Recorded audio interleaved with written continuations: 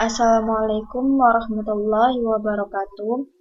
Perkenalkan, nama saya Putri Imelda Borulubis, NIM 1910204081 dari kelas 5B dalam mata kuliah Biologi Konservasi.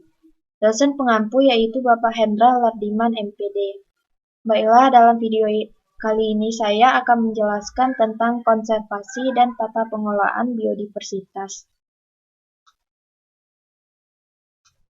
Pokok pembahasan yang akan saya jelaskan nanti yang pertama pengertian tentang konservasi, yang kedua tata pengelolaan biodiversitas. Pengertian tentang konservasi. Pengertian konservasi secara leksikal dapat dilihat pada Kamus Besar Bahasa Indonesia atau KBBI. Arti konservasi adalah pemeliharaan dan perlindungan sesuatu secara teratur untuk mencegah kerusakan dan kemusnahan dengan jalan mengawetkan, pengawetan, dan pelestarian. Undang-Undang Nomor 5 Tahun 1990 tentang Konservasi Sumber Daya Alam Hayati juga memberikan pengertian konservasi, yaitu pengelolaan sumber daya alam hayati di mana pemanfaatannya dilakukan secara bijaksana demi menjamin kesinambungan persediaan hayati dengan meningkatkan dan memelihara kualitas keanekaragaman nilainya. Menurut International Union for Conservation of Nature and Natural Resources atau IUCN, konservasi merupakan suatu kegiatan manajemen antara kehidupan manusia dengan sumber daya alam agar tercipta kehidupan bisa tetap dipertahankan dan dilestarikan. Konservasi juga dapat diartikan sebagai pengelolaan biosfer secara bebas dan aktif dengan tujuan menjaga kelangsungan hidup keragaman spesies, memelihara keragaman genetik yang dimiliki setiap spesies, serta pemeliharaan siklus nutrisi dan fungsi ekosistem sebagaimana yang disebutkan oleh Mikhail Alabi dalam A Dictionary of Ecology. Jika merujuk pada ketiga pengertian tersebut, secara sederhana, konservasi dapat diartikan sebagai upaya tertentu yang bersifat bijaksana dalam mengelola keanekaragaman hayati serta lingkungannya sesuai dengan kondisi yang seharusnya, sehingga manusia ataupun alam bisa tetap lestari. Tujuan konservasi yang pertama yaitu memberi perlindungan, pembatasan, serta pemeliharaan kepada suatu area atau lingkungan yang bernilai agar menghindari terjadinya kerusakan atau kepunahan pada komponen yang menjadi pembentuk dari lingkungan tersebut, sehingga bisa menyebabkan ketidakseimbangan ekosistem. Memelihara kualitas lingkungan agar tetap baik dengan memastikan ketersediaan air dan udara bersih. Lingkungan ini mencakup wilayah daratan hingga perairan. Tujuan yang ketiga yaitu melindungi situs, benda bersejarah, serta cagar budaya dari kerusakan sampai dengan kehancuran. Yang keempat yaitu menekankan untuk memanfaatkan kembali bangunan atau tempat yang sudah tidak dipergunakan dengan cara memperbarui atau mengembalikan fungsinya seperti semula agar dapat dipakai kembali, sehingga dapat mencegah terjadinya kegiatan pembukaan baru seperti mengalihkan fungsi hutan menjadi non-hutan. Manfaat biodiversitas. Yang pertama, manfaat ekologi. Manfaat yang diperoleh dari upaya konservasi ini adalah membuat keanekaragaman hayati bisa memperoleh perlindungan melalui keseimbangan ekosistem sehingga terbebas dari ancaman kepunahan. Manfaat yang kedua yaitu manfaat ekonomi. Menjaga kelestarian alam juga dapat memberi manfaat ekonomi bagi manusia, karena alam sebagai sumber pendapatan tetap terjaga sehingga hasilnya dapat terus dimanfaatkan.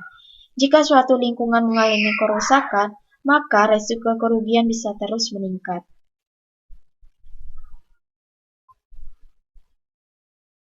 Pembahasan yang terakhir mengenai tata pengelolaan biodiversitas. 1. Konservasi in situ. Konservasi in situ ini meliputi metode dan alat untuk melindungi spesies, variasi genetik, dan habitat dalam ekosistem aslinya. Pendekatan in situ meliputi penetapan dan pengelolaan kawasan lindung, seperti cagar alam, suaka marga satwa, taman nasional, taman wisata alam, hutan lindung, sempadan sungai, kawasan plasma nutpa, dan kawasan bergambut. Dalam implementasinya, pendekatan in situ juga termasuk pengelolaan satwa liar dan strategi perlindungan sumber daya di luar kawasan lindung. Di bidang kehutanan dan pertanian, pendekatan in situ juga digunakan untuk melindungi keanekaragaman genetik tanaman di habitat aslinya, serta penetapan spesies dilindungi tanpa memspesifikasikan habitatnya. Yang kedua, konservasi ex situ.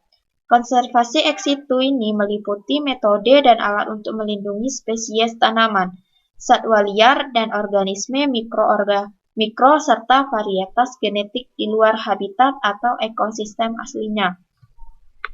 Kegiatan yang umum dilakukan antara lain penangkaran, penyimpanan, atau pengklonan karena alasan. Yang pertama, habitat mengalami kerusakan akibat konversi. Yang kedua, materi tersebut dapat digunakan untuk penelitian, percobaan, pengembangan produk baru, atau pendidikan lingkungan. Dalam metode tersebut termasuk pembangunan kebun raya, arboretum, koleksi mikologi, museum, bank biji, koleksi kultur jaringan, dan kebun binatang. Mengingat bahwa organisme dikelola dalam lingkungan buatan, metode ex situ mengisolasi spesies dari proses-proses evolusi. Yang ketiga, restorasi dan rehabilitas. Restorasi dan rehabilitas meliputi metode baik in situ maupun ex situ untuk membangun kembali spesies varietas genetik, komunitas, populasi, habitat, dan proses-proses ekologis. Restorasi ekologis biasanya melibatkan upaya rekonstruksi ekosistem alami atau semi-alami di daerah-daerah yang mengalami degradasi, termasuk reintroduksi spesies asli. Sedangkan rehabilitasi melibatkan upaya untuk memperbaiki proses-proses ekosistem, misalnya daerah aliran sungai atau DAS, tetapi tidak diikuti dengan pemulihan ekosistem dan keberadaan spesies asli. Yang keempat, pengelolaan lanskap terpadu. Pengelolaan lanskap terpadu meliputi alat dan strategi di bidang kehutanan, perikanan, pertanian, pengelolaan satwa liar, dan pariwisata untuk menyatukan unsur perlindungan, pemanfaatan lestari, serta kriteria pemerataan dalam tujuan dan praktek pengelolaan. Mengingat bahwa tata guna lahan tersebut mendominasi keseluruhan bentuk lanskap, baik di pedalaman maupun wilayah pesisir.